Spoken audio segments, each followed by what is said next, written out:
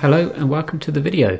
In this episode we are going to take a look at the House of York from 1461 to 1485. This is a follow-on episode to that of the House of Lancaster video previously released, and we pick up where we left off following the murder of King Henry VI. To find out more about that event, please go and watch that video.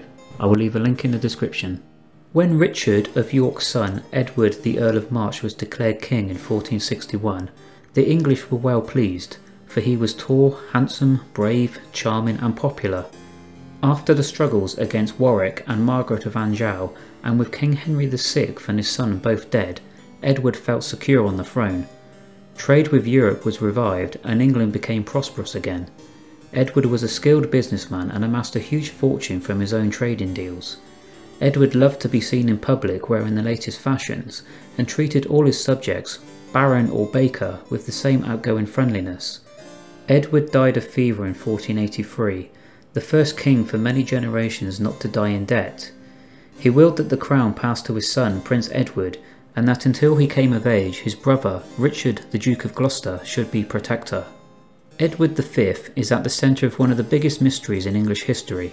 He was 12 years old when his uncle took him to London for his coronation. While Edward was waiting to be crowned, the Bishop of Bath and Wells suggested that his parents may not have been properly married.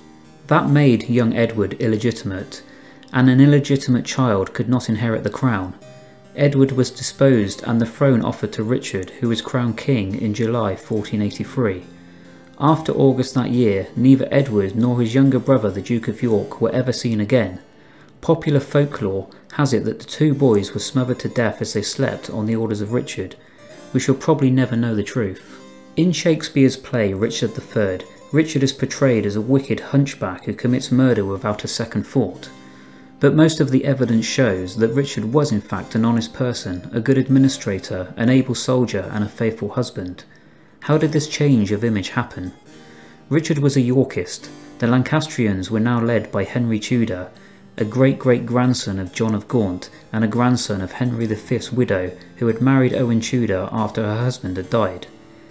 Although Edward IV's wife, Elizabeth Woodville, had been the wife of a Yorkist, she and Richard were now long-standing enemies. She agreed that Henry Tudor should marry her daughter Elizabeth. Such a marriage would unite two people, each with a claim to the throne. War was inevitable. In 1485, Henry Tudor landed in South Wales. 2 weeks later, the Lancastrian and Yorkist armies met for the last time. The battle took place at Bosworth near Leicester. Richard was killed after leading a cavalry charge directed at Henry Tudor. Now back to our question. How did Richard acquire such a bad reputation? When Shakespeare wrote Richard III, there was a Tudor queen, Elizabeth I, on the throne.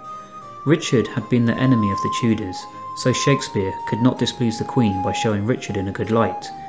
Shakespeare's black portrait of Richard persisted, and it is only in the last 100 years or so that the historians have begun to discover something of the truth.